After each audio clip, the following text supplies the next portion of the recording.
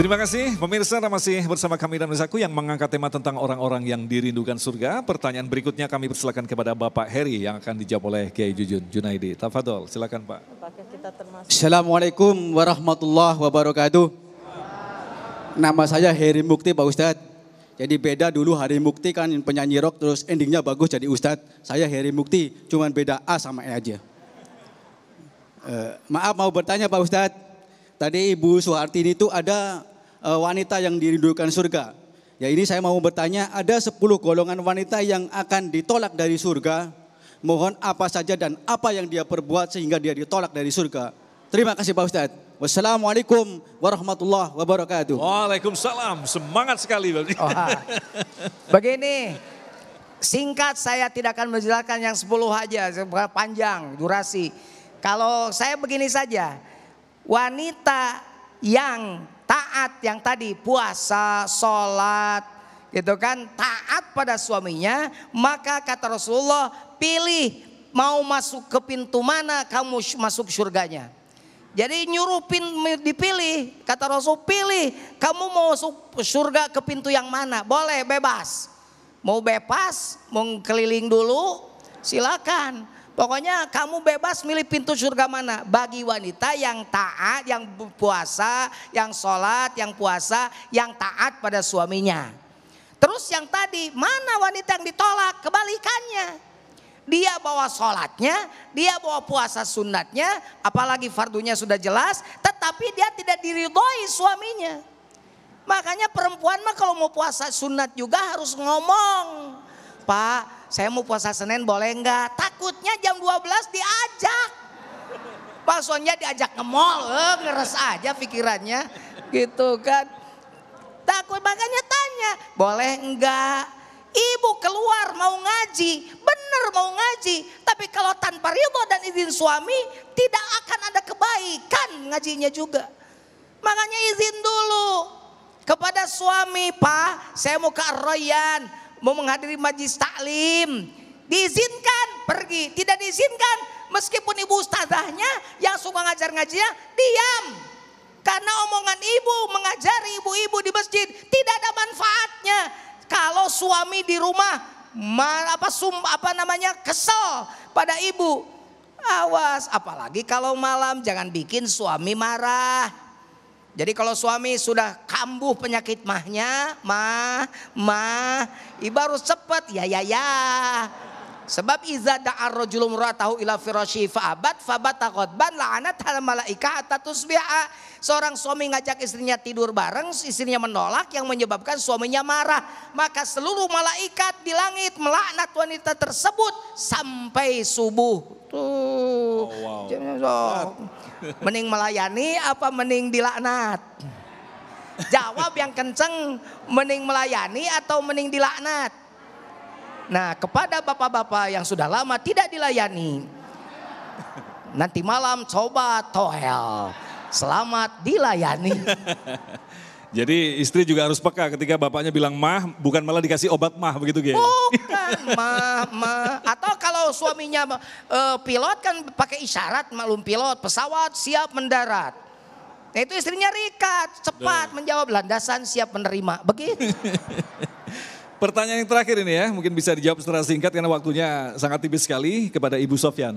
Akan dijawab oleh Ustadz Asmar. Silakan. Assalamualaikum warahmatullahi wabarakatuh.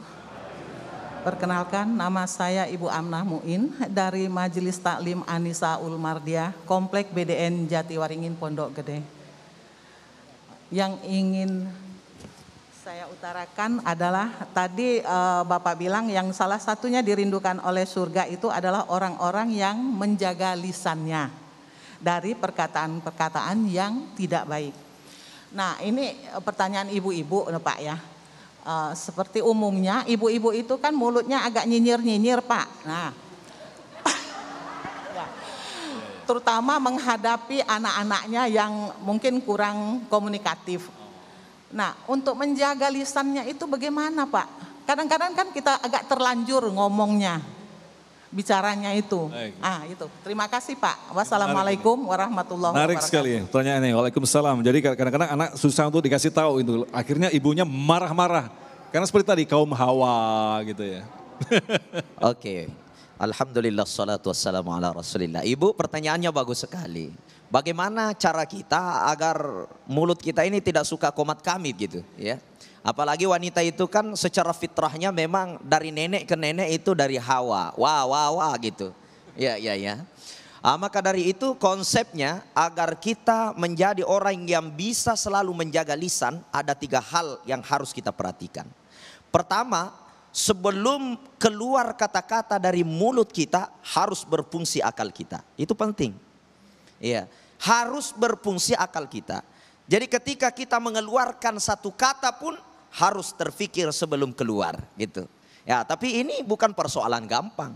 Karena biasanya itu akal sudah tidak berfungsi apabila emosi sudah naik gitu. Maka guru kita tadi mengatakan, ya sudah neraka sebelum masuk neraka gitu. Makanya fungsikan akal. Dalam Al-Quran itu selalu ada kalimat afala ta'kilun, afala tatafakkarun. Kenapa kamu tidak berpikir? Kenapa kau tidak menggunakan akal? Selalu ditunjuk kita begitu dalam Al-Quran. Kenapa? Karena penyesalan terbesar bagi seseorang yang selalu mengeluarkan kata-kata tanpa berpikir. Makanya gunakan fikir, itu pertama. Tipsnya yang kedua, kita harus menggunakan hati. Jadi sebelum keluar di mulut kita itu gunakan hati dengan baik. Qad aflaha man zakkaha wa qad khaba man dassaha. Sungguh celaka orang-orang yang mengotori hatinya, dan orang yang beruntung itu adalah orang yang senantiasa membersihkan hatinya. Makanya sebelum keluar kata-kata, ingat hati harus bersih dulu. Sebelum berkata, hirup udara dalam-dalam, kemudian tanam di dalam hati kita dengan mengeluarkan sedikit demi sedikit.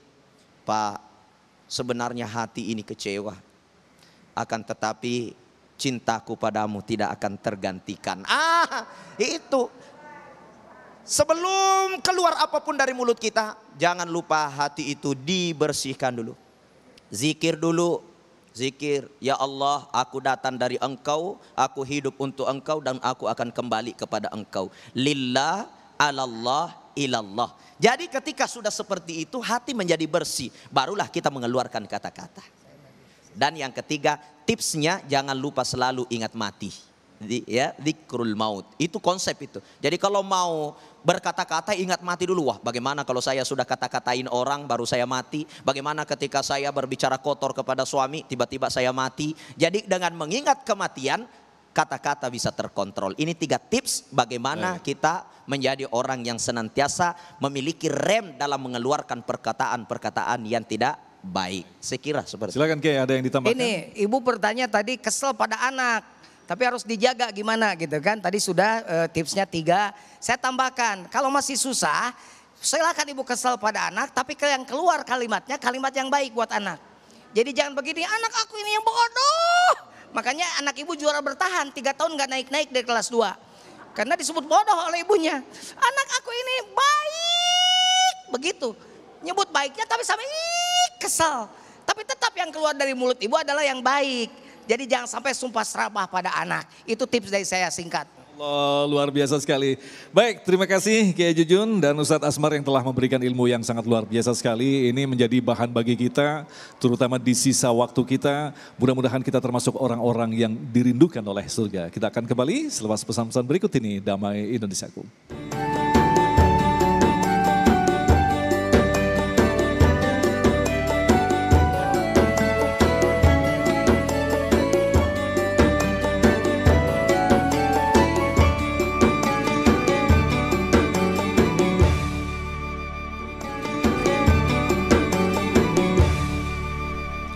Demikian pemirsa yang dirahmati Allah, Damai Indonesiaku untuk hari ini. Akhirnya saya Agung Izul Haq dan kerabat kerja yang bertugas serta pendukung acara ini Sarung Wadimor tentu sarung kita mengucapkan terima kasih atas perhatian Anda. Assalamualaikum warahmatullahi wabarakatuh.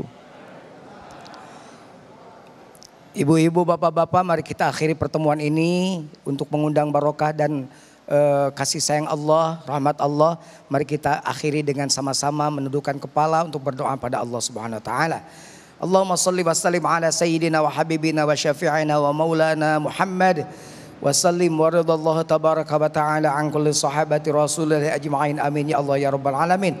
Allahumma salli ala sayyidina Muhammadin salatan tunjina biha min jamil ahwali wal afat wa taqdilana biha min jamil hajat wa tutahhiruna biha min jamil sayyat wa tarfa'una biha 'indaka 'ala darajat wa tuballighuna biha aqsal ghayat min jami'il khairati fil hayati wa ba'dal mamat. Innal ladzina yubayyi'unaka innama yubayyi'una Allah yadullahi fawqa aydihim faman nakatha fa innama yankuthu 'ala nafsihi wa man awfa bima 'ahada 'ala Allah fa sayu'ti ajran 'azima. Rabbana zalamna anfusana wa illam taghfir lana wa tarhamna lanakunanna minal khasirin. Rabbana hab lana min azwajina wa dhurriyyatina qurrata a'yun waj'alna lil muttaqina imama. Rabbi ij'alni muqimas salati wa min dhurriyyati rabbana wa taqabbal du'a. Rabbi ighfir lana wa liwalidayna warhamhum kama rabbawna shighara. Allahumma ighfir lahum warhamhum wa'afihim wa'fu anhum. Ya muqallibal qulub tsabbit qulubana 'ala dinika wa 'ala ta'atik. Allahumma inna nas'aluka husnal khatimah wa na'udzubika min su'il khatimah. Allahumma inna nas'aluka taubatan nasuha qablal maut. Allahumma nawwir qulubana bi nuri hidayatika kama nawartal ardha bi nuri syamsika abadan abada bi rahmatika ya arhamar rahimin. Rabbana la tuzigh qulubana ba'da idh hadaitana wa hab lana min ladunka rahmatan innaka antal wahhab. Allahumma ya qadhiyal hajat, Allahumma ya kafiyal muhimmat, Allahumma ya dafi'al baliyat, Allahumma ya rafi'ad darajat, Allahumma ya syafiyal amrad, Allahumma ya mujibad da'wat, Allahumma ya arhamar rahimin. Allahumma lakal kullu wa bikal kullu wa minkal kullu wa ilaikal kullu wa antal kullu wa kullu kulli bi rahmatika ya arhamar rahimin. Subhana rabbika rabbil izzati amma yasifun wa salamun alal mursalin walhamdulillahi rabbil alamin.